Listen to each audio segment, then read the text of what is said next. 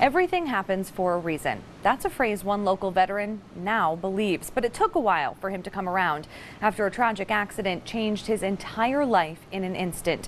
Tonight, ABC6 honors Greg Reynolds, who came back from death to live life to the fullest. At first glance, you may not notice anything different about this softball team. The speed, the athleticism, the hits, the catches, but all of these players are military veterans missing at least one limb. They're the Wounded Warrior Amputee softball team. That signature move belongs to one of the founding members, Greg Reynolds from Dighton. It was really tough, and I was like, if there's a will, there's a way, and I wanted it bad enough, so I worked hard at it, and there I was doing a pretty good job out there. Wow. But Greg wasn't always that positive. When he first lost his arm, he didn't want to live. If I went outside, I would hide within my hoodie.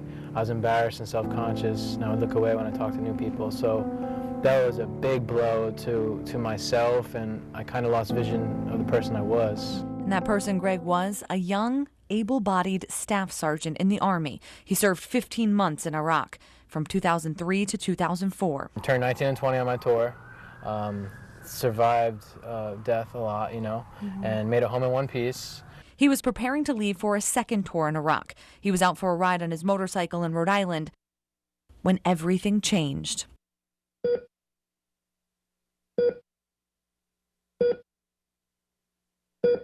And in 3 seconds, I went from being in control of my life to fighting for my life. Greg woke up from a coma 6 weeks later. His injuries were so bad, doctors say it was a miracle he lived. He had broken bones all over his body, a traumatic brain injury, and his arm was removed past the shoulder. I didn't survive war to come back and die stateside from a reckless driver.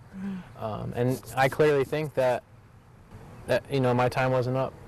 Yeah. My time wasn't up. You had more to do. I had a lot more to do. It sounds like you're doing it. I am. I always say 3 out of 4 isn't bad, so I always find the positive in everything I do. He certainly does, and he helps others see the positive in their life as well. Greg is now a motivational speaker and works with amputee kids. One of the many ways is through the Wounded Warrior Amputee softball team. When the team played their tournament in Cranston in early June, all of the Bat Boys and Bat Girls were local kids living with limb loss. A limited mindset creates, limited possibilities. But if you open up your mindset, which happens when these kids see us play, the sky's the limit. And if the sky is the limit, Greg Reynolds very well may be the first one to reach it. When I sat down with Greg earlier this month, he asked me when this story would be airing. And when I told him June 22nd, I could tell something just hit him. And he told me that June 22nd is the exact date that he got into his accident. But get this, he calls it his Alive Day. So Greg, we want to wish you a very happy 9th Alive Day.